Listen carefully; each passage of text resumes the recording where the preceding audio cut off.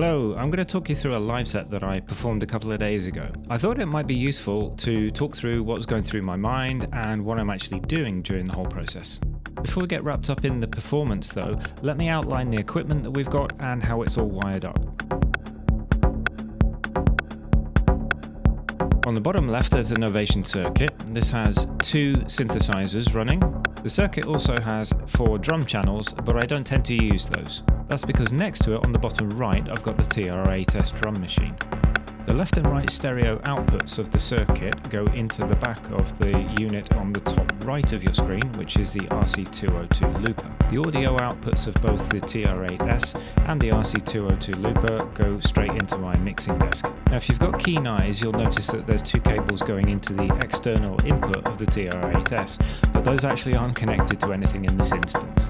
Finally, on the top left is the Roland TB3 bassline. This is a 303 clone, and the audio outputs from that go direct into the mixing desk too. As far as MIDI connections go, the RC202 looper is the master clock, and there is a splitter cable which allows a routing to the TR-8S and to the Novation circuit, and then out from the circuit there is another cable that goes to the input of the TB3. In that way, all of the devices are slaved to the RC202. The 202 works best when it's in control of the MIDI time clock, because otherwise the recorded loops can slip and sound really pretty dodgy. I've still got USB cables connected to the 2 bottom devices, but those are purely from when I was creating patches, so they aren't taking any role in the MIDI control at this stage. Feeding the circuit's outputs directly into the back of the looper means that I can create loops as I'm playing, and in that way I can maintain some melody while I change patterns or sessions on the circuit, and in that way I can create transitions between 2 different tracks. During this set I'll keep the pattern and the kit the same on the TR-8S. Now you can swap those quite easily, but in this instance I just like the sounds that I've created, and they give me enough flexibility to run a whole set. Plus it's actually really easy to manually edit a pattern on the TR-8S as you play. On the top row of the circuit are 8 macro controls which you can assign to the synthesizers and affect the timbre of the sound in pretty much any way that you would like. I've chosen to standardize these to make my life easier when I'm performing, so I can rely a little bit on muscle memory. Macro number 1 I use to vary an oscillator's timbre, perhaps using something like pulse width modulation or scrolling through a wavetable. Macro number 2 I use for oscillator modulation, so that could be changing the pitch of one particular oscillator. Macro number 3 controls the decay time of the amplitude envelope, so that decides how long a sound will ring out once it's being triggered. 4 is filter envelope amount. Now I've preset the filter envelope to be just a downward decay slope, so this macro decides how much that envelope is going to affect the filter.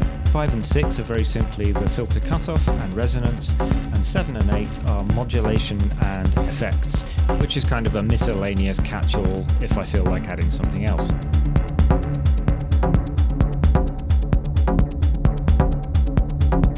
For me, the beginning of a set is all about creating tension. By the time I start recording, I've already pre-programmed patterns on the circuit for a bass line on synth 1 and maybe something melodic on synth 2. So with my left hand here, you'll see me change the pattern to create some sort of variation in that melody.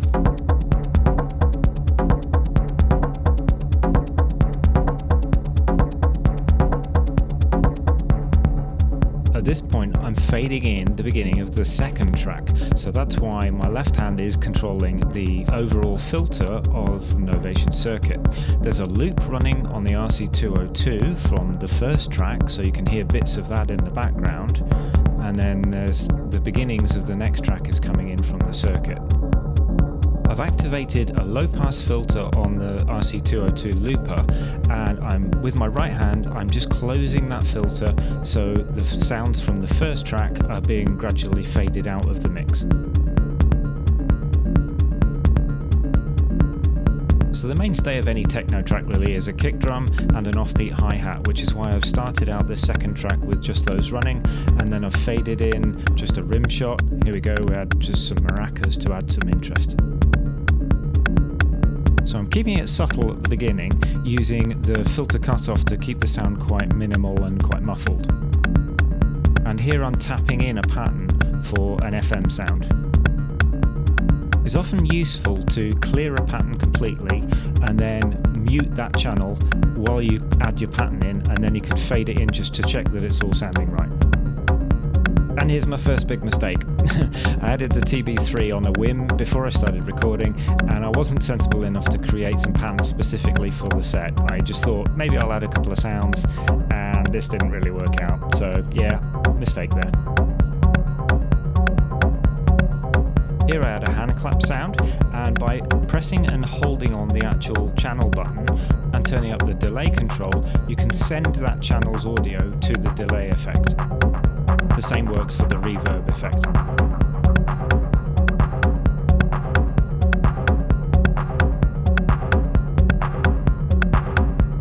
And we're still trying to keep things a little bit subtle in the mix.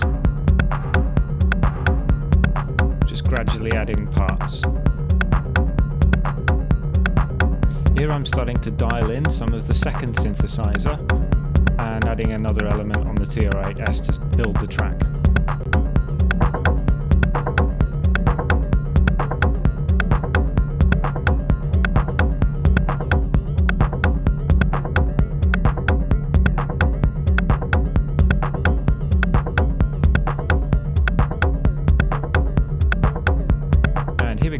Fading out the sounds of the first track completely, so now we're just listening to the live gear, and I've set myself a little trap here if you didn't spot that. Basically I didn't clear the loop that I'd recorded from track number 1, and that's still sitting in the buffer of the RC202 looper. I will regret that oversight shortly. Don't be like me, kids, get it right.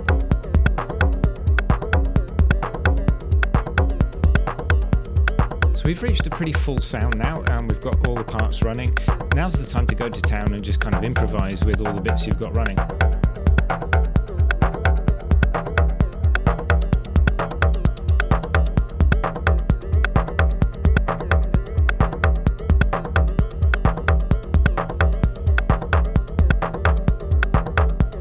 Since this is YouTube, if you are enjoying this, please do click on the like button or subscribe if you haven't done that already.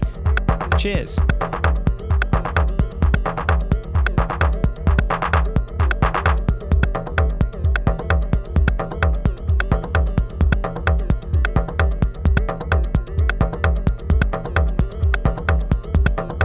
To my ears, changing the decay on the offbeat hi-hat can really change the groove and the urgency of a track. So that's a good one to play with.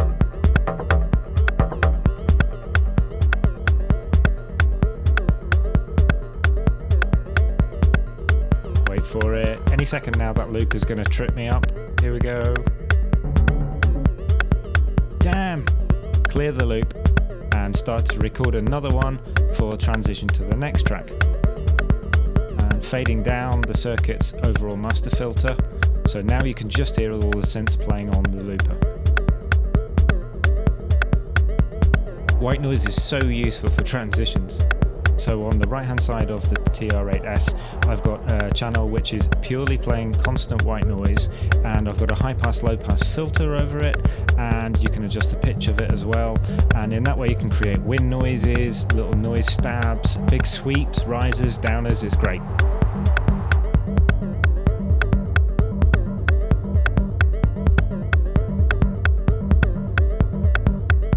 This is an occasion where I got it particularly right, because the synths of the last track actually tie in melodically with the synth on the new track.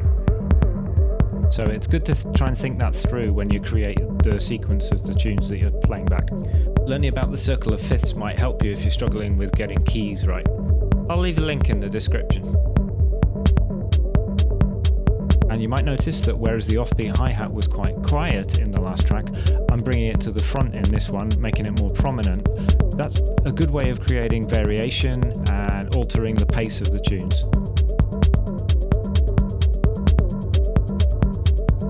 If you've pre-programmed a lot of your synthesizer sounds and patterns, tapping in a drum groove on the fly can help add a lot of life to a track that might otherwise seem a little bit stale. I try and get a balance between a constant flow but lots of variation wherever I can. I guess it's about balancing how confident you are, how used to your equipment you are, and how many different pieces you've got running at the same time.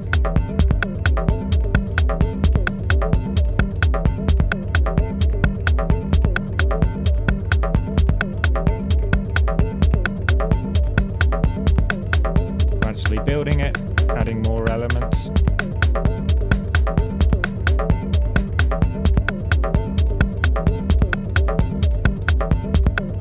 Because these two melodies are working reasonably well, I'm recording a second loop on the looper with the new synths that are playing. So that then opens up the possibility of adding a third set of sounds from the circuit and enriching the whole atmosphere of the track. On these longer sets, I don't tend to use particularly elaborate melodies, but that's something I could explore in the future. Typical breakdown here, so we drop the sub bass and the kick drum, add the ride cymbal, add some white noise.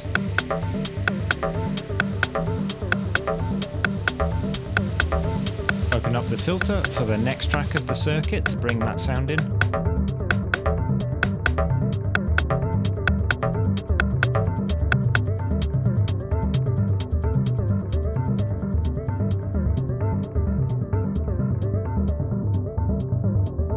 Close the low pass filter on the looper and open the filter on the circuit, and you get that nice transition. It's rare for me to drop out the drums completely. I tend to like keeping at least a hi-hat running. Keeps the pace going, but that's personal preference. Just fine-tuning the sound on the circuit.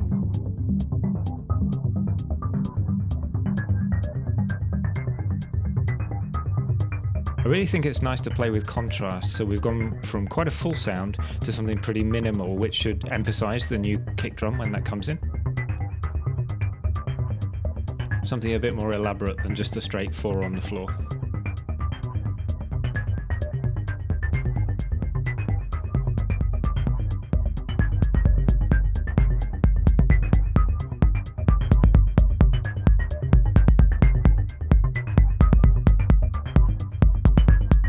When I listen back to tracks like this, it kind of reminds me that you don't need to have a load of different parts running to create something quite groove heavy. And here things are working out okay, so I clear the 2 loops on the looper from the previous tracks.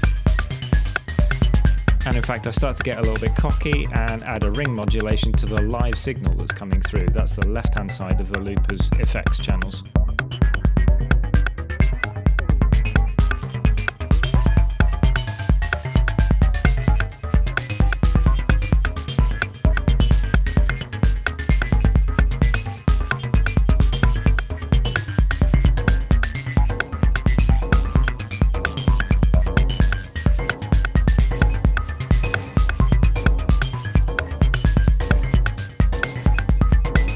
Here I'm trying to come up with some more interesting additions to the percussion. Perhaps trying to build up to some sort of crescendo with it.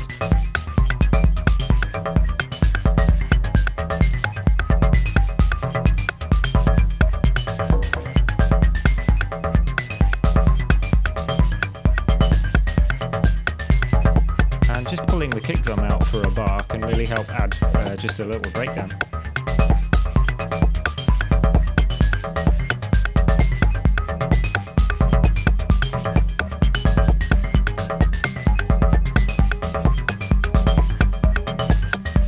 This second channel on the TR8S, the orange one, that's got one of my favourite sounds on it, and that is basically a sub bass which you can adjust the pitch envelope on.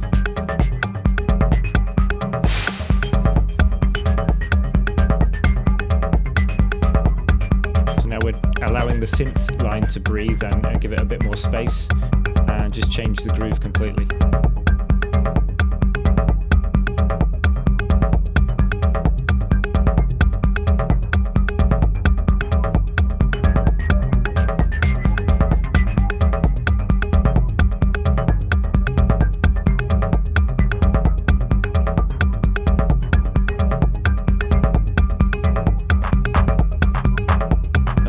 favourite way of building tension is to just gradually increase the filter cutoff frequency on the synthesizer and just fill out the stereo field with it.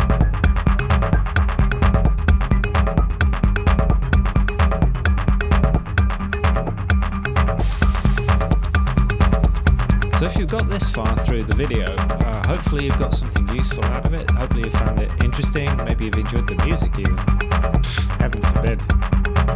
Leave me a comment and let me know what kind of gear you're using, what kind of challenges you're trying to overcome when it comes to either improvising, performing, jamming, or trying to arrange your own tracks, because I'd be really happy to try and help out if I can.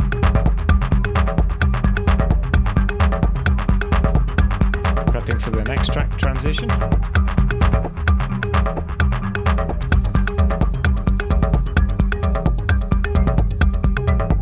So the looper really does give me extra time to think, and it gives me that comfort that I can screw up something on the circuit, but I've still got a pattern running in the background that I can hear.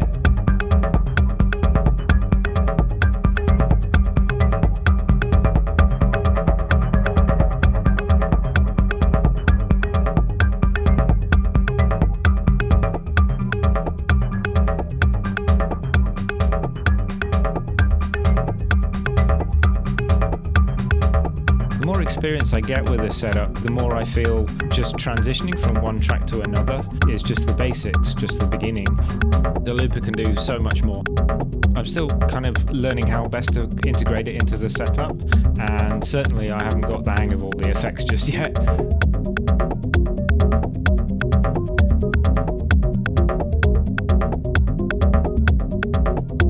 Being able to pull up a loop from perhaps 10 minutes earlier in the set and reintroduce it for a moment, I think that's probably where I'll go next with exploring it. So here I've got a reverb and then a high-pass filter running on the live signal coming out of the circuit, which really changes the sonic possibilities of that device.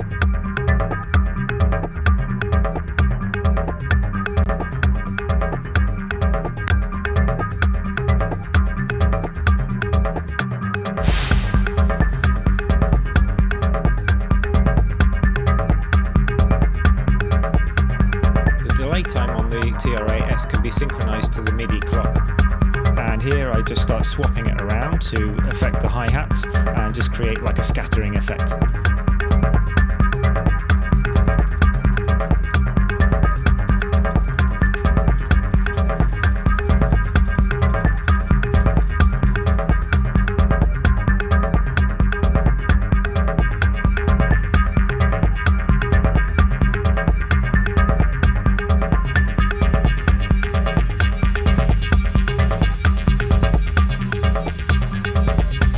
Here we start bringing back the circuit so that it's not quite as high pitched, and we drop down the background synths a little bit so that they're a bit more muffled. Again, that gives you the contrast between something with a load of reverb that might sound distant or more ethereal, and something that's more in your face.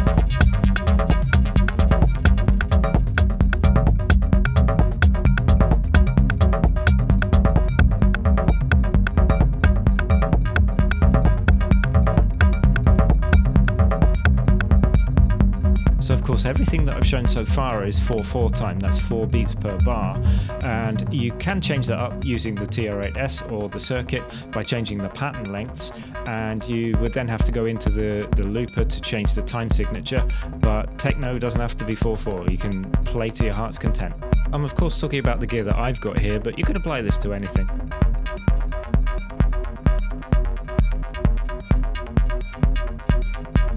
So as you've seen, there's a fair amount of improvisation in what I do, albeit that the circuit patterns and synth sounds are predetermined, so I've got a decent structure to develop from. If you're just starting out trying this kind of thing, then don't give yourself too much to do on the fly. Maybe think about muting channels and unmuting them, think about volume levels. Perhaps then once you're comfortable with that, then try adding in drum changes or some effects and things like that. There's a real balance to be struck between improvising completely and providing a tailored experience to the crowd that you're playing to if you're live, versus having a really strong structure to a set that you know is going to work and that you can fall back on should you get any problems. I'd be pretty confident in saying that an audience is more likely to enjoy a well-crafted set that's pre-programmed in many ways with just hints of improvisation than listening to something that's completely improvised, albeit it's quite impressive. It might not sound as good. When I play with this setup, I can't pre-audition any of the sounds before I put them into the mix. When I slide one of the faders up, that's what comes out. So there's a certain amount of balance that I have to strike between getting exactly the right sound and giving myself the option to really play and enjoy throwing new stuff in here and there. That's why the drum sound I've just added is way out of tune. If that happens to you, don't panic. Just try and gradually get yourself out of that corner you've created. Maybe people won't even notice.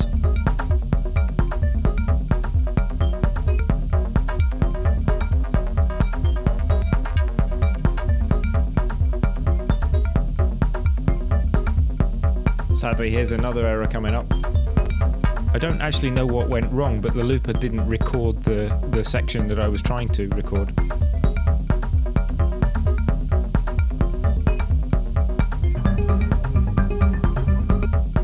Ouch.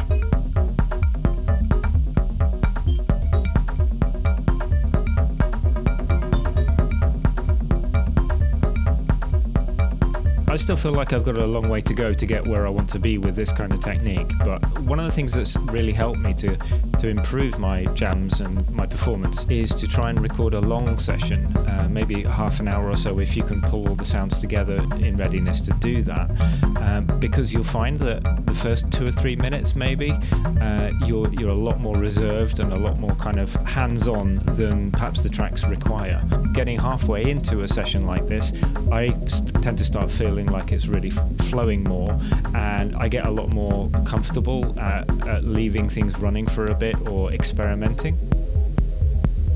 If you can't cope with a half an hour, give yourself at least 15 minutes. 1 or 2 tracks isn't really going to cut it. You won't feel like you're in the flow. 15 minutes or so, that's a lot better.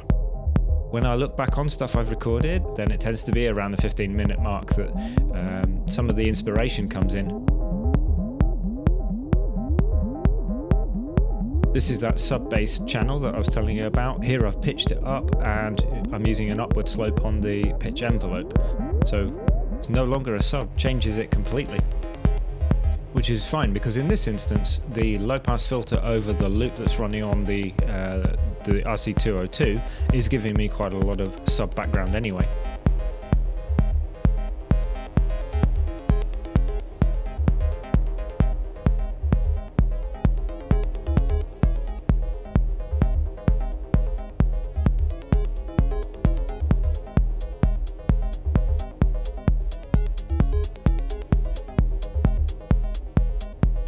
And this is an example of probably where I need to start putting my focus more for future tracks, and that is a lot more minimalistic. I really like this kind of groove that I've managed to pull together, and it's not got a dozen drums all running at the same time, so there's a lesson for myself really.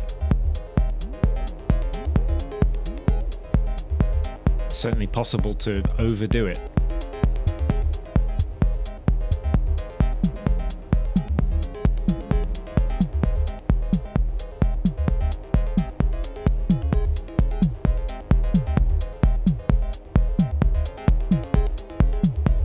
Now, if you haven't got access to a looper, this is where something like the TB3 that I've got up in the top left corner and I've kind of avoided for the rest of the set, that's where something like this could really come in handy, because I could swap between patterns on the circuit and sounds on the TB3, so to keep the flow going but not need to have a loop running, I could swap between instruments.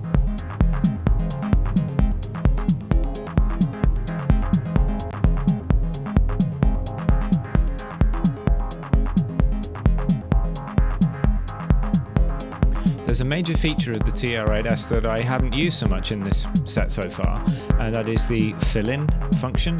You can just tap a button and it'll create a fill that is in time with the sequence, or alternatively you can set that to come in automatically every 2, 4, 6 or 8 bars and so on. So that's available to you to help create fill-ins at more regular intervals, or just to throw one in when you feel like it.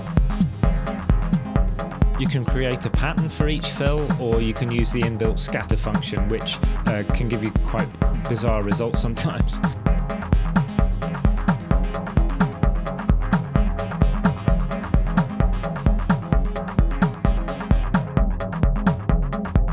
I mentioned before that this whole set is in 4/4 time, which is again pretty standard for techno, but I am counting 4 in my head. It's almost an automatic thing now. It takes a little bit of getting used to. I don't count bar numbers, like I don't know how many bars I'm into a set, but certainly I can keep track of where I am at within a bar. And in that way I can throw in a fill when I want to, or I can change patterns and still keep quite a regular feel to the track. So counting 4, if you can get the hang of that, get used to that, and just make it automatic, then that'll really help, I think.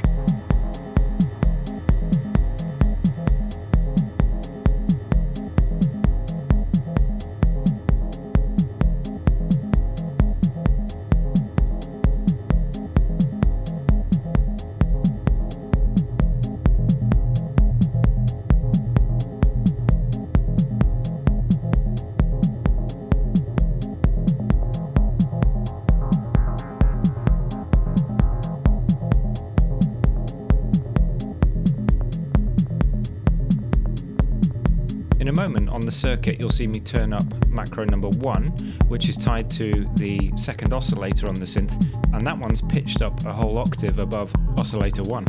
This kind of highlights something that I've focused on quite a lot recently, which is trying to give every track that I have one main focus, one little feature that tries to make it stand out, even if the rest of the atmosphere is pretty standard. You can think of it like that track's signature. Doesn't take much to create a bit of quirkiness.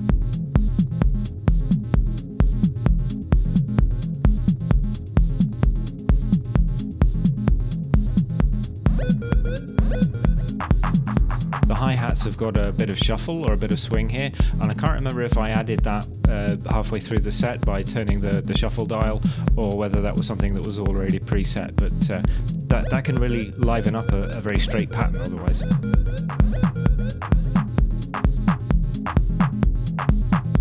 Coming up is an example of something called call and response, and this is where you've got 2 or more patterns or sounds which are interspersed in a bar, and they sort of talk to each other, if you like. So I've got the bass line, the synth that's going to come in that's like a chirpy noise on the circuit, and then a rim shot, and because they are spaced out within the bar, it kind of creates enough space for them each, and they sort of talk to each other. So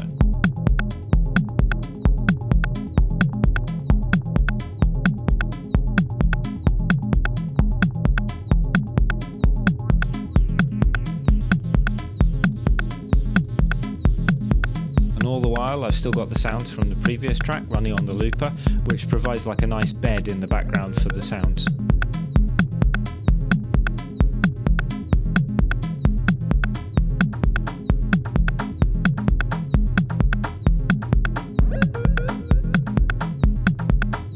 It's quite funny really, coming up to the half-hour mark now, I'm nearly out of material, but this is where I think probably the flow state that I've got and the comfort level that I've got with the gear and everything is probably at its highest. So this is kind of coming back to what I was saying before about giving myself enough material to jam with, to perform with, and in that way finding the sound that I'm after better. Just goes to show how important it is to warm up or to have a rehearsal session.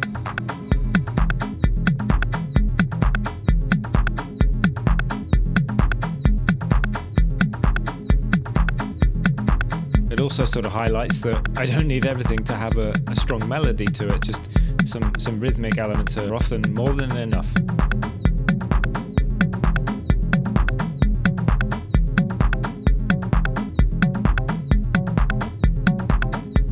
the TB3 worked in this instance.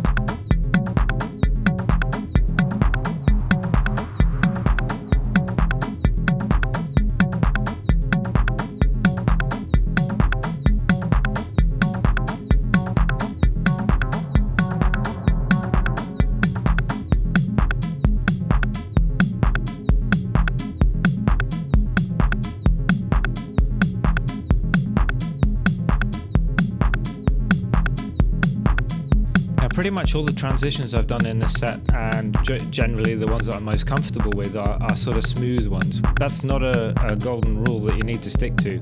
Changing up something really quickly by just hitting stop or muting a channel can work just as well. But if you do it, you kind of need to do it with a bit of confidence.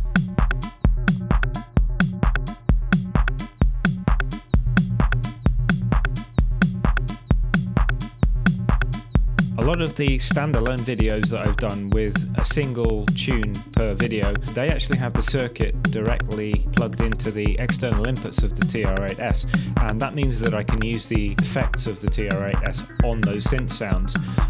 That's not something that I've done here because, as I say, the circuit's going into the looper. At some point I want to try and optimize and get the best of both worlds, but I haven't tried that yet.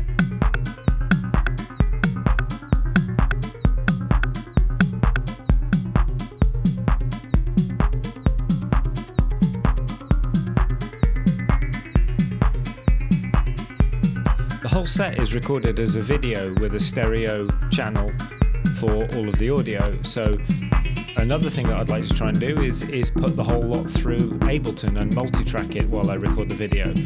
Again, not tried that yet, but that brings up the balancing act between having a finished immediate product and having another stage to go through of mixing and mastering again.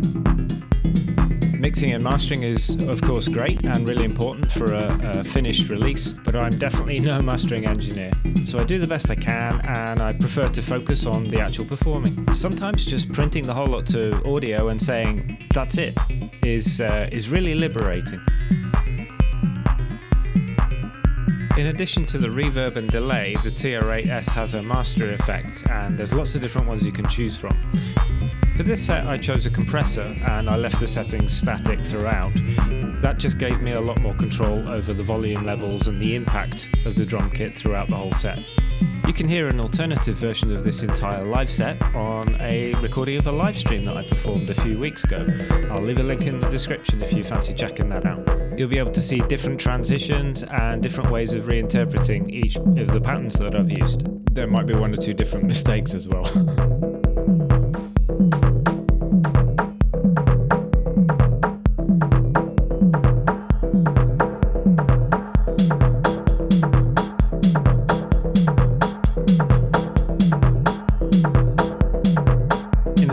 That subtractive synthesis is carving out frequencies or harmonics from a waveform when you're making a sound, I tend to think of building a track as creating all of the different elements for it and then stripping back those elements that I don't want to play at any given time.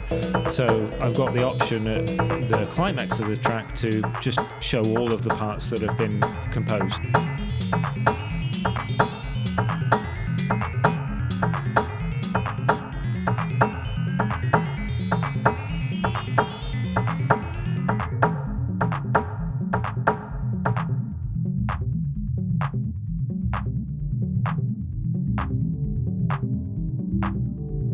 So now we're going into the final piece, which is one that's perhaps a bit more musical than the previous ones. Varying this kind of thing is another way of creating contrast, and if your listeners' ears are tuned to very rhythmical stuff, throwing in a melody is going to really kind of catch their attention.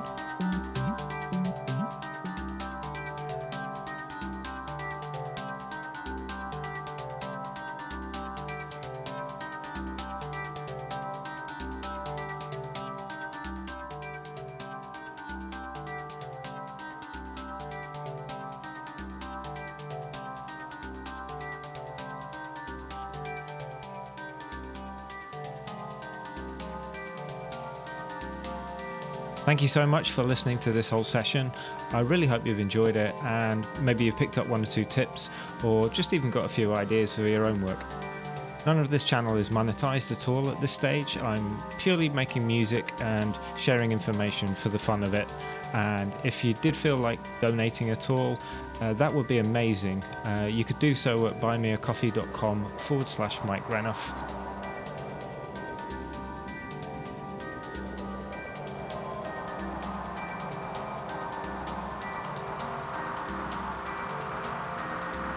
I'd be really keen to plough any of that money back into either more gear to make better music or to improve the camera quality and lighting and so on.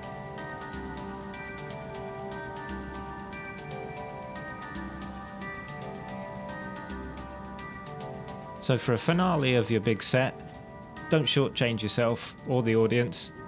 Try and come up with something memorable and impactful. Do your best to leave the audience wanting more.